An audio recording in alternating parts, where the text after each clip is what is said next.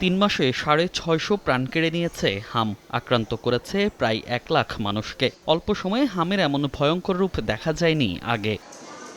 এবার হামে আক্রান্ত হয়ে প্রথম শিশু মৃত্যুর পর থেকেই নড়ে চড়ে বসে সরকার। দ্রুত সময়ে আইসিইউ ব্যবস্থা, ভেন্টিলেশন সাপোর্ট বাড়ানো, আইসোলেশন ওয়ার্ড খোলা থেকে শুরু করে গুরুত্ব দিয়ে টিকার ব্যবস্থাও করা হয়। ক্যাম্পেইন করে সারা দেশে দেয়া হয় হামের টিকা। তবে টিকা দেওয়ার পর বারবার ডেডলাইন দিয়ে হাম কমার আশ্বাস দেওয়া হলেও কাঙ্ক্ষিত ফলাফল পাওয়া যায়নি। এ কারণেই প্রশ্ন জাগে, টিকা কি সত্যিই পেয়েছে সব শিশু? গত কয়েকদিন হাসপাতালে ভর্তি রোগীদের বেশিরভাগই টিকা নেয়নি। এর মধ্যে আছে বরিশাল, ভোলা, ময়মনসিংহ সহ বিভিন্ন জেলার রোগী। অবাক করা বিষয়, টিকা না পাওয়া শিশু রয়েছে রাজধানীতেও। ফার্মের টিকা তো ছোটবেলা সবজি দিছে, 9 মাসের এটি সবজি দেওয়া হয়েছে।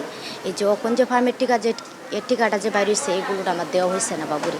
আমি আসলে বাসায় ছিলাম না ওই সময়, বাপের বাড়িতে ছিলাম, জানতাম না যে টিকা দেয়। একটু কাজে কামে আসছিলাম তো এই কারণে আর আলিশ করে টিকা দেয়নি। জনস্বাস্থ্য ইনস্টিটিউটের বিশেষজ্ঞ জানান, ল্যাবরেটরিতে পরীক্ষায় ৪০ থেকে ৫০% হাম পজিটিভ পাওয়া যাচ্ছে। টিকা পরবর্তী জ্বর এবং লক্ষণ পরীক্ষায়ও হাম পজিটিভ আসতে পারে বলে জানান তিনি। এ কারণেই পরিসংখ্যানেও আক্রান্তের সংখ্যা বেশি। ল্যাবরেটরিতে যদি ১০০টা স্যাম্পল টেস্ট করি তার মধ্যে ৪০-৫০টা তো এখনো পজিটিভ হচ্ছে। সেটা ভ্যাকসিনের জন্য পজিটিভ নাকি সরাসরি হামের জন্য পজিটিভ, সেটা ফার্দার টেস্ট করে আমরা বলবো। সেই জন্য আমি সিকোয়েন্সিং করছি। এই বিশেষজ্ঞের মতে, সচেতনতা আর রুটিন ইপিআই ঠিক থাকলে আগামী ৫ বছরের মধ্যেই সম্ভব হাম নির্মূল করা। আমাদের টার্গেট ছিল ২৬, হলো না তো, তাহলে আমাকে আরও পিছিয়ে যেতে হবে, মিনিমাম ৩-৪ বছর পিছাতে হবে।